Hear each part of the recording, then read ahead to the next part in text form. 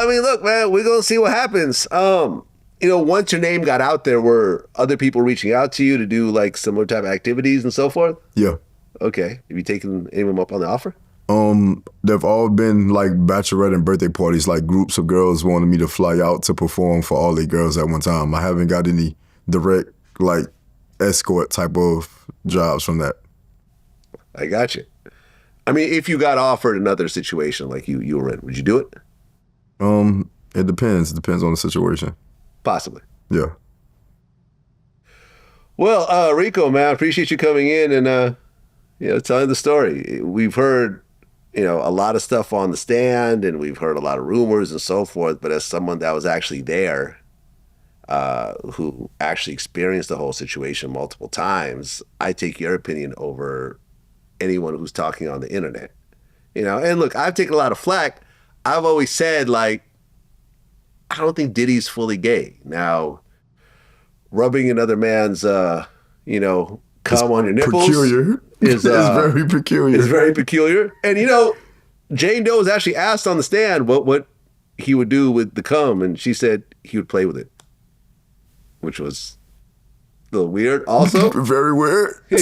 Now, are you on the same block as gay? Yeah.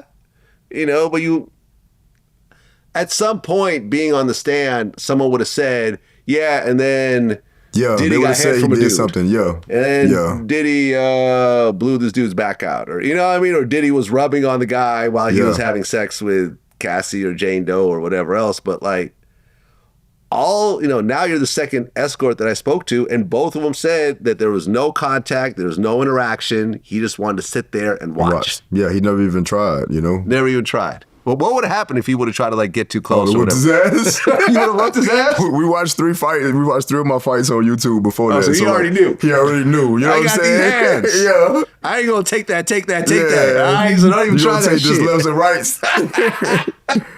Well, that's what Punisher said. He said once he realized, because at first he said like, the first 5, 6 sessions, Diddy had like a burqa on. Yeah. Like his face was fully covered. He was just naked from like the neck down, right? So weird. But then this one time he went to a hotel, like how on the TV screens, it'll say, oh, welcome to the London, Sean Combs.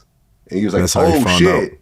Because he said that, Cassie was wearing a wig. Yeah. So he couldn't figure out it was Cassie. Diddy had a mask on, couldn't realize it was Diddy. But at one point, okay, it's all out in the open. He was like, yo, I grew up in Harlem. I'd heard the gay rumors. Yeah. I was worried that I might take that. Like, he was seriously worried about that. But he said it never happened. It's crazy to me because he opened the door like just himself after like being covered up, which was weird to me, after hearing the stories of his face covered up.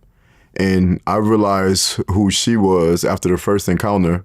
The show was every Saturday. And my friend that was booked before, when I got to the show, I told him about the gig, and he pulled my phone up and he was like, was this the girl? And I was like, yeah. And he was like, then he told me who she was, and I was like, wow, because he was getting booked with her as well. The friends that were doing the same thing as you, were their stories exactly like yours? Yeah. No difference? Same story. Same story. They would bust, and then whatever happened. I told him about that part. I was like, bro, and there was something crazy that happened. And he said, before I told him, he was like, oh, the cum thing? I was like, yeah. He was like, yeah, I know, right? I was like, yeah, that shit. He would just do that every time. Listen, I have a theory, right? I have a theory. Like the Cassie video, like in the hotel where she's like running away. Yeah. Notice that she has like a bag with her.